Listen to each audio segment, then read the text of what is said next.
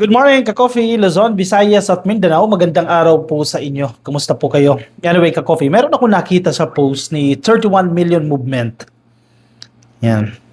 Patungkol kay Sara Duterte. Art card po ito mula sa GMA News. Nakakatawa dahil yung mga binibintang nila sa administrasyon, ginagawa nila. Diba? Yung gawain nila, ayaw nilang gawin sa kanila. Kasi kung yung matatandaan kahapon, di ba, sinampahan po ng plunder, graft, malversation, etc. Itong si Sara Duterte at ilan pa po mga opisyal ng Department of Education at ng Office of the Vice President. Sinampahan ng kaso, di ba? Sunod-sunod na yung karma ni Sara Duterte. Nagsimula na yan eh. Pero mga pink yung nagkaso. Mga dilaw, sila Shelo Magno, grupo nila yan. Definitely, hindi utos ni PBBM yan. Dahil sa tingin mo ba, magpapautos siyang mga pink at mga dilaw sa administrasyon? Definitely hindi. Kasi may ambisyon din yung mga yan na makuha yung leadership. Anyway, basahin natin itong sinasabi ni Sara Duterte. Kasi bumabalik sa kanila yung kalokohan nila. Gawain nyo, pero pag ginawa sa inyo, nagagalit kayo. Hinihikayat ko, sabi ni Sara ha, ang ating mga kababayan na maging mapanuri. Wow, Kuya Kim, maging mapanuri. At huwag basta-basta magpapadala sa mga paninira. Wow! Maging mapanuri at huwag magpapadala sa mga paninira. Anong ginawa nyo kay PBBM? Hindi ba paninira yung mga ginawa ninyo? Oh, bakit hindi nyo sabihan yung sarili ninyo? Bakit hindi nyo sabihan yung inyong mga kaalyado? Di ba paninira yung ginawa ninyo? Tapos ngayon, mananawagan si Sara Duterte, mga kababayan, maging mapanuri kayo. Huwag kayo magpapadala sa mga paninira sa pool.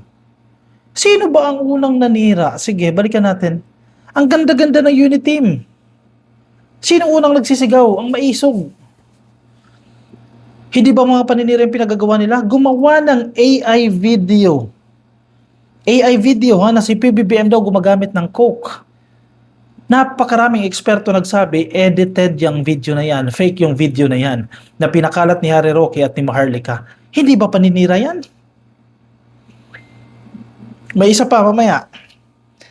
Tapos sasabihin ni Sara Duterte, huwag kayo magpadala sa paninira. Kayo ang nagsimula sa paninira na yan. Eh di niloloko nyo yung sarili nyo. Oh. May karugtong pa. Hindi ito tungkol sa paghahanap ng katotohanan. Ito ay tungkol sa pagtakip ng nakawan sa kaban ng bayan na hanggang ngayon ay walang nananagot. VP Sara Duterte. Wow. Yung second context niya ha. Ito parang tinatakpan lang natin yung mga nakawan na walang nananagot. Sara Duterte, tanungin mo yung tatay mo. Alam na alam ng tatay mo yung korupsyon sa DPWH noong siya ay nakaupo. May mga videos pa siya. Sinabi niya na talamak yung korupsyon na yan. Tanungin mo yung tatay mo, tanungin mo si Mark Villar, tanungin niyo yung mga kaalyado nyo. May pinakulong ba kayo? May nanagot ba? Wala. Not a single person. Wala kayong kinulong. Alam ninyo na matandi ang korupsyon. Even si Greco Bellica na makapalang mukha, sasabihin niya, nagtayo kami ng mga anti-corruption committee. Saan yung napakulong nyo? Wala kayo na isang napakulong. Tapos sasabihin ni Sara Duterte, itong ginagawa sa kanya ay para pagtakpan lang yung nakawan ng bayan. Ibalik natin sa inyo. Hindi ba yung ginagawa ninyong paninira kay PBBM ay para pagtakpan lang yung nakawan sa panahon ng tatay mo? Total, yan yung argument ninyo. O, ipasok natin yung argument na yan. Hindi ba? Yung paninira ninyo kay PBBM na sinimulan ninyo as early as 2022 and 2023, hindi ba ginawa nyo lang yan para pagtakpan yung kasalanan? Pagtakpan yung matinding nakawan sa DPWH at sa administrasyon mismo ni Digong? O bumabalik sa inyo yan? Tanangin ninyo mga sarili ninyo dyan. Di ba? Malinaw na malinaw yan. Sagutin nyo.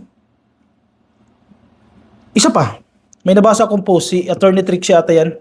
Sabi ni Attorney Trixie, ito naman kasing Shelo Magno, parang ang pinapalabas kasi ng grupo nila Attorney Trixie, ito mga nagkaso, yung grupo nila Shelo Magno, si Sara Duterte daw yung buksan yung ATM niya, yung ano niya, bank account niya. So ang pinupunto nila Trixie, bakit daw yung inaakusahan ninyo yung maglalabas ng ebidensya, definitely kabubuhan yon, di ba? ibalik din natin sa inyo yan. Ibalik din natin sa inyo yan. Sabi niyo si PBBM addict. Sabi niyo si PBBM bangag. Tapos, gusto nyo, yung mismong inaakusahan ninyo, siya maglabas ng proof na siya ay bangag. Magpa-hair follicle test. Di ba? Same premise. Ganyan yung analogy. Gustong-gusto nyo, ginagawa nyo kay PBBM, pero kapag ginawa sa inyo, ayaw ninyo. Double standard kayo. Nagigets nyo yung punto ko? Binabash ninyo si Shelo Magno dahil sinasabi ni Shelo na si Sara Duterte pabuksan niya yung kanyang bank account. Kabubuhan daw yan. Kasi inaakusahan nyo si Sara at si Sara yung maglalabas ng kanyang ebidensya. Yun nga i-apply nyo kay PBBM yan. Inaakusahan nyo na adik yung tao. Tapos gusto nyo yung inaakusahan ninyo maglabas sa ebidensya na adik ako. Hi ka-coffee! Lahat sa inyo lahat, taong bayan, adik ako, ito hair follicle test results. Yan ang gusto nyo. Ayaw nyo, di ba? Ayaw nyo gawin ni Sara Duterte, mga kababayan ko, ito na yung bank statement ko, ito na yung bank account ko, pumasok yung billions of pesos dito. Isa akong magnanakaw. Gusto nyo gawin ni Sara Duterte yan? Ayaw nyo, di ba? The same way na hindi nyo dapat i-insist yan kay PBBM. Double standard yan. Sinong bobo ngayon? Tatawagin yung bobo si Shelo Magno. Wala tayong pakialam sa mga pink. Pero, yan din yung ginagawa ninyo sa administrasyon Yan din yung ginagawa nyo kay PBBM Anong kaibahan nyo? Parehas lang kayo. Ito pa. Makikita mo talaga, sabaw talaga itong mga to Nasa Inquirer. Basahin ko PDP o Partido Demokratiko Pilipino, tama ba? PDP, partido ni Digong, calls plunder complaints versus Sara Duterte recycled, baseless. Wow. Recycled, baseless. Sa Tagalog, paulit-ulit yung akusasyon. Walang batayan, walang basehan. Balik tayo sa mga DDS Yung akusasyon ninyo na ang presidente adik, paulit-ulit din Hindi pa siya presidente. Tumatakbo pa lang siya sa pagka-presidente. Nag-file pa lang siya ng certificate of candidacy niya. Tinawag din ng bangag adik yan. Nagpa-drug test ng presidente, negative ang resulta. St. Luke's ang nagsabi na negative. Hindi kayo nakontento. Nilabas ninyo sa maisog event ni Harry Roque ni Maharlika na nagkukuk ang presidente. Hanggang ngayon, issue nyo pa rin yan. Hindi ba yun ang recycled? Yun ang recycled. Nagigets nyo? Kayo ang paulit-ulit. Recycled ang ginagawa ninyo. Recycled issue yan. Sino kayo mukhang tanga? Tulad ng paulit-ulit kong sinasabi, yung ayaw ninyong gawin sa inyo, matagal nyo nang ginagawa. Baseless. Wala raw batayan. PDP, kayo magdidetermine na baseless yan? No, korte ang magsasabi. Pag nakitaan nila yan ng probability o ng probable cause, kulong si Sara, issue ng warrant of arrest yan. Sila ang magsasabi kung baseless o hindi, hindi kayo.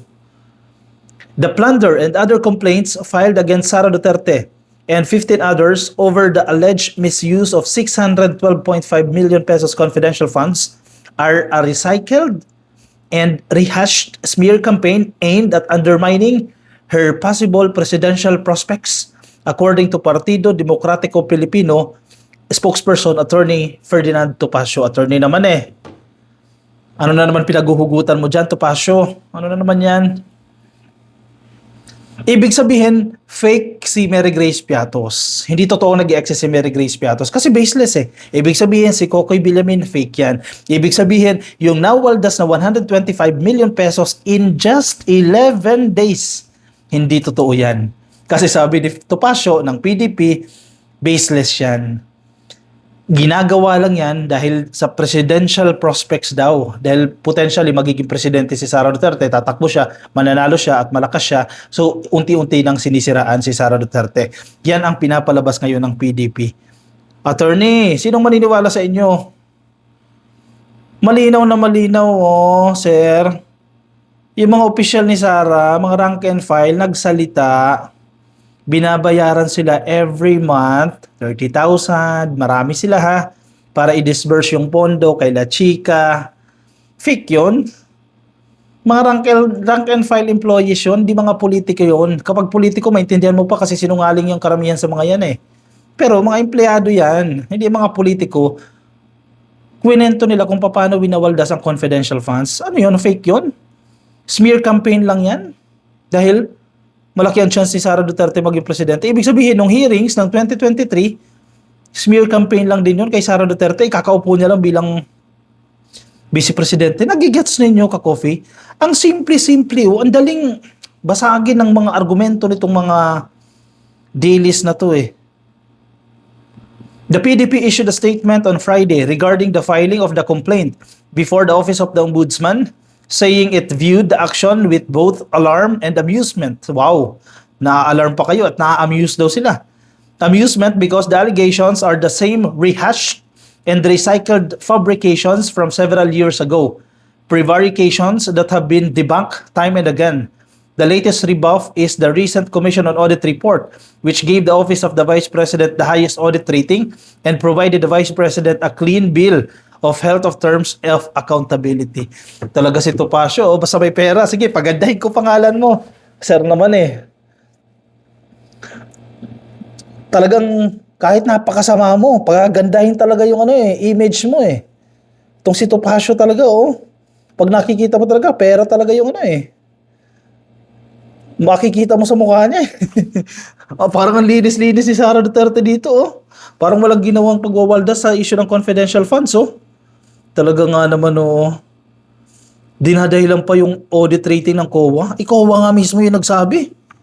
Yung yan? Laptop ba yan na napakamamahal? Pinunaan nila yung audit report ng OVP and then eventually sabihin nila typo. Sir naman niloloko mo ang taong bayan dyan Alam mo itong mga deals na to, wala na itong kaibahan kay Toby Chanko.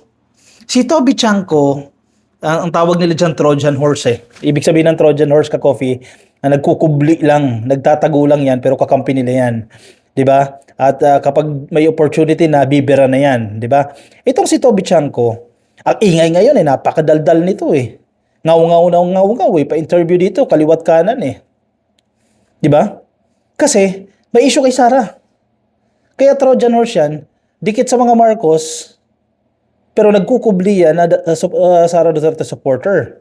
Halimbawa, yung impeachment lang, diba? Bumoto ng impeachment yan In short, ayaw niyang managot si Sara Duterte sa kalokohan niya. So ngayon, maraming issue kay Sara Duterte. So gumagawa ito ng issue ngayon. Pilit na inililink kay Romualdez. Hala, sige, ngaw-ngaw na ngaw-ngaw. Kasalanan lahat ni Romualdez yan. Ewan ko ba, bakit napakalaki ng inggit nito ni Toby Chanko kay Romualdez? Porkit ba natalo siya sa speakership? Kay Romualdez nabigay ang speakership na yan. Ngaw-ngaw na ngaw-ngaw. Pero sa nabotas, hindi niya naman maayos. Sino mga taga nabotas dyan? Hindi na ba kayo binabaha? Ang tindi nga dyan bahain, ito pa. Lumabas na po. Nasa balita na ito. Iniimbestigahan. Basahin ko ito nasa CNTV. 2 contractor ni Toby Chanko sa Ghost Projects iniimbestigahan na konektado sa mga diskaya. Biruin mo. Ano to? Linis ni Toby dito Iniimbestigahan po itong mga contractor na ito na link sa mga diskaya. Yan yung princess and queen and king ng flood control scam Itong mga diskaya. Basahin ko lang ito nasa Kamanavan News TV. 2 kontraktor ni Toby Chanko sa Ghost Projects iniimbestigahan na konektado sa mga diskaya. Umaastang bayani sa flood control si Toby Chanko pero ang 2 kontraktor niya sa nabotas ay kasalukuyang iniimbestigahan dahil sa mga ghost projects at substandard na infrastruktura. Mabiruin mo. Ang daldal mo, di ba? Ngaw-ngaw ka na ngaw-ngaw sa sarili mong bakuran, palyado, di ba? Kabilang dito ang St. Timothy Construction, pagmamayari ng pamilya Diskaya na inakusahan ng mababang kalidad ng proyekto at ng SYMS Trading Construction na sinasabing may mga proyektong hindi naman nagawa. Ayon kay Garbin, kung tunay na sinusulong ni Chanko ang transparency at accountability, big words sa pambansang pondo, marapat umanong unahin itong ayusin at imbestigahan ang mga isyu sa sarili nitong distrito. Correct! Ang dumi-dumi din dyan. Ang dumi dyan. Ayusin nila yan. Oh, nasa CNTV. Balita yan, nasa CNTV. Hindi natin invento yan. Sisi ng sisi kay Romualdez, hindi magkaso. Sampahan mo ng kaso yan para makulong. Tayo gusto natin makulong. Lahat ng sangkot. Kung ang presidente sangkot, di makulong. Then be it, di ba? Kung si Romualdez sangkot, makulong. Kasuhan ninyo. Pero ICI na mismo nagsasabi, wala nakikitang ebidensya. Ano magagawa ng media interviews ni Toby Chan? Kung makukulong niya ba si Romualdez dyan? Kasuhan ninyo. Gaya ng ginawa kay Sara Duterte ng mga pink. May ebidensya.